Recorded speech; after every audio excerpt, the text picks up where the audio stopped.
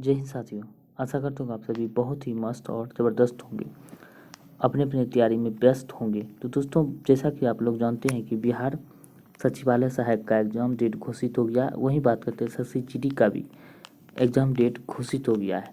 अब बात करते हैं बिहार सचिवालय यानी कि बिहार सिविल कोड का। ये भी एग्ज़ाम जनवरी से फरवरी तक में आपको होने की प्रबल संभावनाएं हैं। तो उसी के लिए हम प्रैक्टिस सेट चलाए जा रहे हैं, यानी कि ये मिक्स क्वेश्चंस है, 20 क्वेश्चंस है जो आपको जो है बिहार सिविल कोड सचिवालय सहायक और SSCGD के लिए बहुत ही महत्वपूर्ण साबित हो। यानी कि यूँ बात करें जिसमें भी जनरल साइंस और GK पूछे जाते हैं उसके लिए बहुत ही महत्वपूर्ण हो जाते हैं उस एग्ज़ाम के लिए। अब बात करते हैं आज के प्रश्न की। तो आज के प्रश्न की हम बात करें तो गीत गोविंद के रचयिता जयदेव का संरक्षण निम्नलिखित में से कौन शासक था।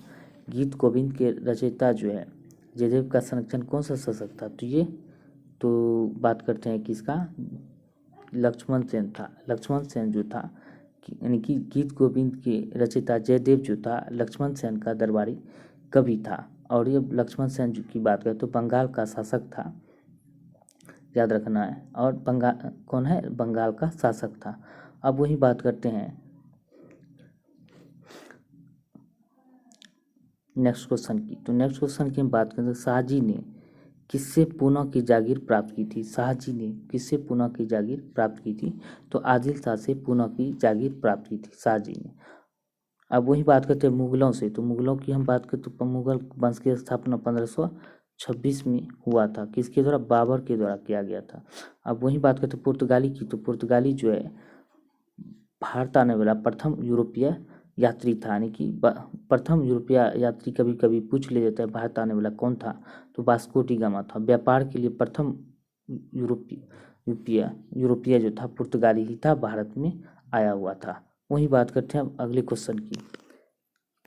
निम्नलिखित अधिकारी का संबंध ठगी के दमन से था, यानी ठगी प्रथा से संबंधित ये पूछे जाते हैं क्वेश्चन। ठगी प्रथा से संबंधित कौन है, तो कर्नल सलीमन जो है ठगी प्रथा से संबंधित है। और इसने क्या किया था, राजा राम मोहन राय के सहयोग से 1829 में जो है सबसे पहले जो राजा राम मोहन राय ने 1829 में सती प्रथा को समाप्त किया था। अब वही बात करते हैं कर्नल सलीमन ने तो 1830 ईस्वी में क्या किया था, ठगी प्रथा को समाप्त किया था। ये याद रखनी है, ठगी प्रथा 1830 में समाप्त किया था और सती प्रथा 1829 में। पहले सती प्रथा उसके बाद ठगी प्रथा को समाप्त किया था। दोनों कर्नल सलीमन के शासनकाल में ही हुआ था। अब वही बात करते हैं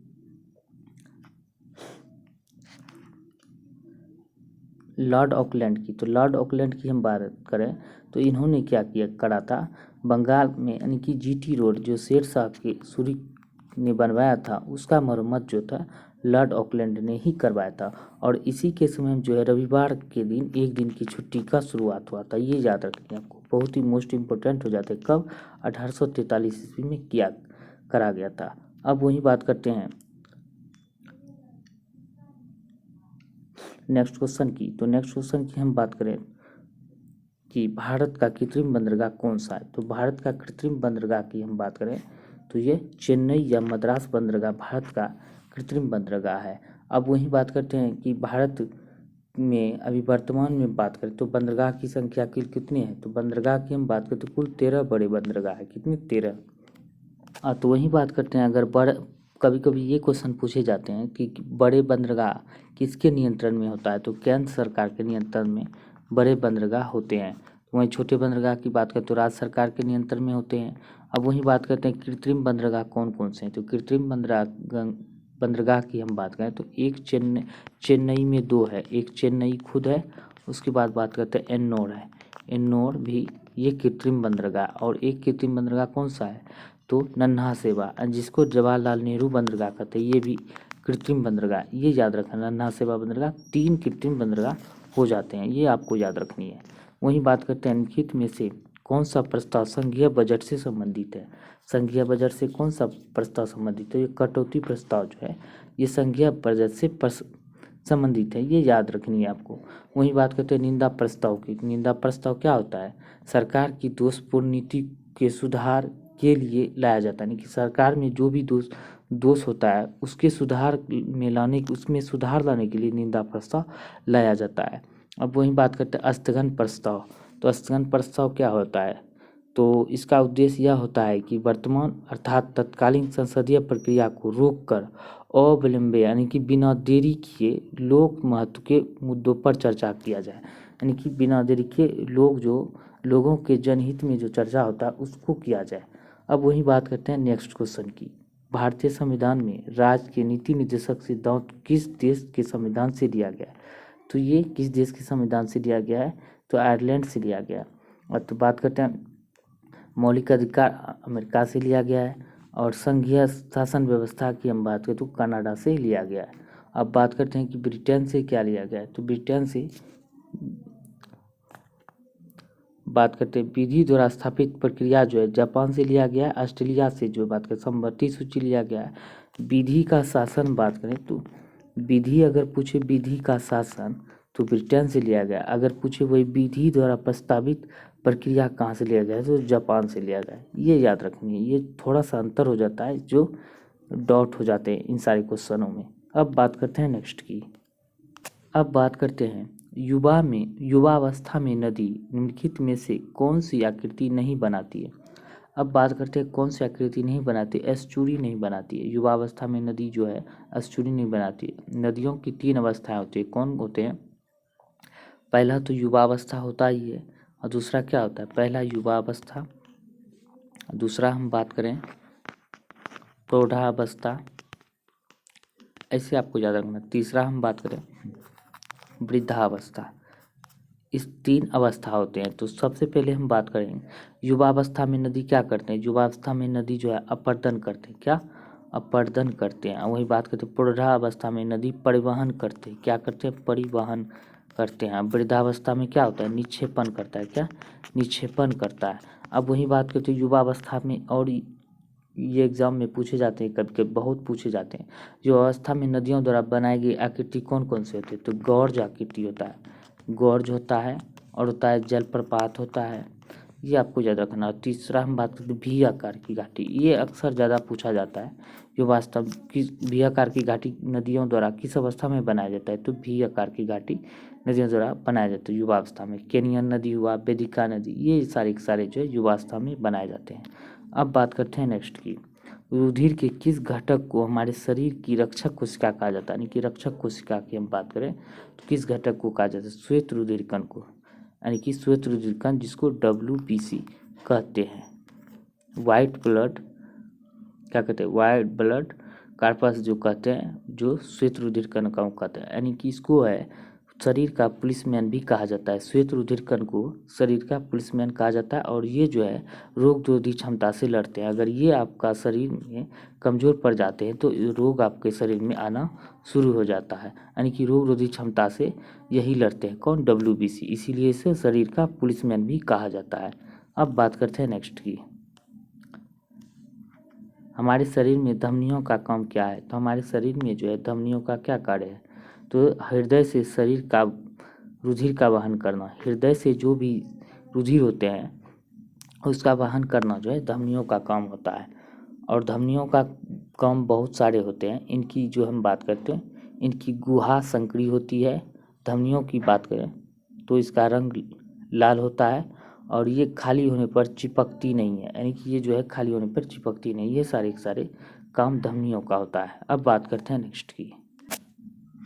भारत छोड़ो प्रस्ताव कब पारित हुआ था? भारत छोड़ो प्रस्ताव की हम बात करते 1942 में पारित किया गया था। कब? 1942 में।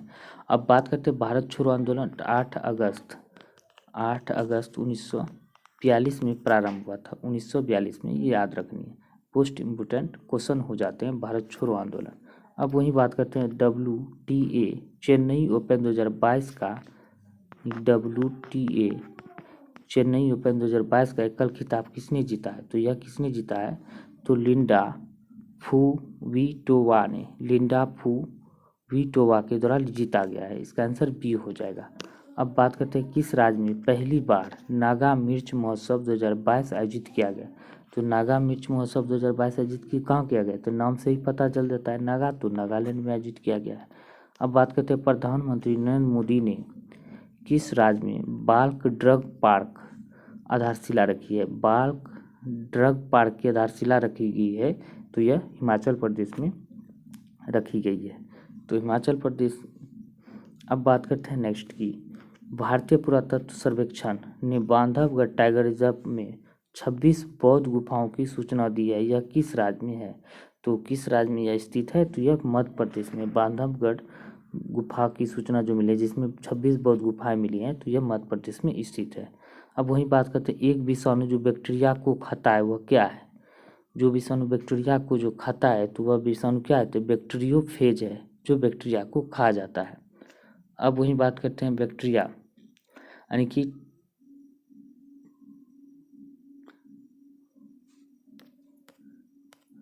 तो हम बैक्टीरिया की हम बात करें तो जीवाणु जो है यानी कि बैक्टीरिया जिसको कहते हैं वह जो है एक कोशिकीय जीव होता है। क्या होता है? एक कोशिकीय जीव होता है। और बैक्टीरिया का अध्ययन जो है क्या कहलाता है? यानी बैक्टीरिया के यानी कि जीवाणु हम कह सकते हैं। बैक्टीरिया का हिंदी जीवाणु होता है। जीवाणु का अध्ययन क्या होता है? बैक्टीरियोलॉजी। जीवाणु का अध्ययन किसके अंतर्गत किया जाता है? बैक्टीरियोलॉजी के अंतर्गत किया जाता है। वहीं बात करते हैं निम्नलिखित आहार श्रृंखला में से कौन सी आहार श्रृंखला मनुष्य को अधिकतम ऊर्जा प्रदान करती है? मनुष्य को कौन सी आहार श्रृंखला अधिकतम ऊर्जा प्रदान करती है? सूक्ष्म जलीय पादप, सूक्ष्म जलीय जंतु, मछली और मनुष्य। इसमें जो है मनुष्य को अधिकतम ऊर्जा प्राप्त होता है। अब बात करते हैं नेक्स्ट की, प्रकाश संश्लेषण में ऑक्सीजन गैस उत्पत्ति किसके अपघटन से निकलती है? तो किसके अपघटन से निकलती है? जल अणु का जो अपघटन होता है इसी से जो है ऑक्सीजन का निर्माण होता है प्रकाश संश्लेषण के द्वारा। ये आपको याद रखनी है। अब वही बात करते हैं, प्रकाश संश्लेषण में O2 जो है जल अपघटन से प्राप्त होता है। और प्रकाश संश्लेषण की बात करें तो इसमें जो है क्रिया करने के लिए पौधे को सूर्य से एक तो प्रकाश लेना भी आवश्यक होता है, ठीक है। और वायुमंडल से जो है CO2 भी लेता है और ज़मीन से जल लेता है। ये तीन चीज़ें जो है प्रकाश संश्लेषण के लिए मोस्ट इम्पोर्टेंट तत्व हो जाते हैं, तब प्रकाश संश्लेषण की क्रिया पौधे में संपन्न होता है। और सबसे अधिक प्रकाश संश्लेषण की क्रिया किस रंग में होता है? तो रेड रंग में यानी कि लाल रंग में होता है। ये आपको याद रखनी है।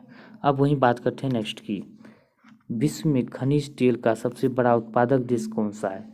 तो सबसे बड़ा उत्पादक देश की हम बात करें तो सऊदी अरब है। ये सबसे ज़्यादा जो है पेट्रोलियम का सबसे बड़ा उत्पादक देश है। पेट्रोलियम उत्पादन में प्रथम स्थान जो है सऊदी अरब है। वेनेजुएला जो कच्चे तेल का सबसे बड़ा भंडार है। वेनेजुएला में पूछे तो कच्चे तेल का भंडार कहाँ पे? तो वेनेजुएला में पाया जाता है। और कोयला, चावल, गेहूँ उत्पादन में प्रथम स्थान किसका है? तो चीन का है। कोयला, गेहूँ, चावल उत्पादन में प्रथम स्थान चीन का है। वही बात करते हैं केला, मसाला, दूध, अदरक उत्पादन में भारत का स्थान जो है पहला है, ठीक है, याद रखना है। अब वही बात करते हैं प्राकृतिक गैस का अगर पूछे तो रूस जो है प्रथम स्थान पर है। चांदी उत्पादन में प्रथम स्थान मैक्सिको का है। और सोना उत्पादन में चीन का स्थान पहले स्थान पर है। और यूरेनियम उत्पादन में कजाकिस्तान पहले स्थान पर है। अब वही बात करते हैं निम्नलिखित में से वह अधिकार कौन सा है जिसकी गणना भारत के संविधान में नहीं है की गई है लेकिन उच्चतम न्यायालय ने उसे मौलिक अधिकार बताया है? तो उच्चतम न्यायालय ने उसे क्या बताया? मौलिक अधिकार, अस्थायी आवास का अधिकार। ये जो है संविधान में वर्णन नहीं है, फिर भी ये उच्चतम न्यायालय ने मौलिक अधिकार बताया, अस्थायी आवास का अधिकार। अब बात करते हैं नेक्स्ट की, विशेष आहरण अधिकार यानी कि SDR को क्या कहते हैं? विशेष आहरण अधिकार, जिसको अंग्रेजी में कहते हैं स्पेशल ड्राइंग राइट। SDR की सुविधा किस में उपलब्ध है? तो किस में उपलब्ध होता है? तो यह अंतर्राष्ट्रीय मुद्रा कोष में, इंटरनेशनल मॉनेटरी फंड में होता है। तो अब बात करते हैं इंटरनेशनल मॉनेटरी फंड यानी कि इसमें SDR क्या होता है? तो SDR की हम बात करें तो यह 1969 में इसको अपनाया गया था। कब? 1969 में। 1969 में किसके द्वारा अपनाया गया था? अंतर्राष्ट्रीय मुद्रा कोष के द्वारा SDR को अपनाया था। ये आपको याद रखनी है। और SDR को मान्यता भारत में कब मिला था? 2005 में ये मिला था। कब? याद रखनी है। वहीं बात करते हैं अंतर्राष्ट्रीय मुद्रा कोष की स्थापना 27 दिसंबर 1945 में मिला था। कब? 1945 में। ये आपको याद रखनी है। और अंतर्राष्ट्रीय मुद्रा कोष के मुख्यालय की बात करते हैं वाशिंगटन DC अमेरिका में स्थित है। बात करते हैं वहीं एशियाई विकास बैंक की ओर, ID यानी कि ADB कहाँ पे है? ADB की बात करते हैं इसका मुख्यालय जो है 1966 में इसका स्थापना किया गया था। इसका फिलीपींस मनीला में इसका मुख्यालय है। कहाँ? फिलीपींस मनीला में। तो अब बात करते हैं दोस्तों, आज के लिए इतना ही। मिलते हैं अगले वीडियो में। अगर वीडियो पसंद आए तो लाइक करें, शेयर करें, चैनल को सब्सक्राइब करें। कोई सुझाव देना हो तो कमेंट कर सुझाव देना ना भूलें। मिलते हैं अगले वीडियो में, तब तक के लिए धन्यवाद। जय हिंद, जय भारत।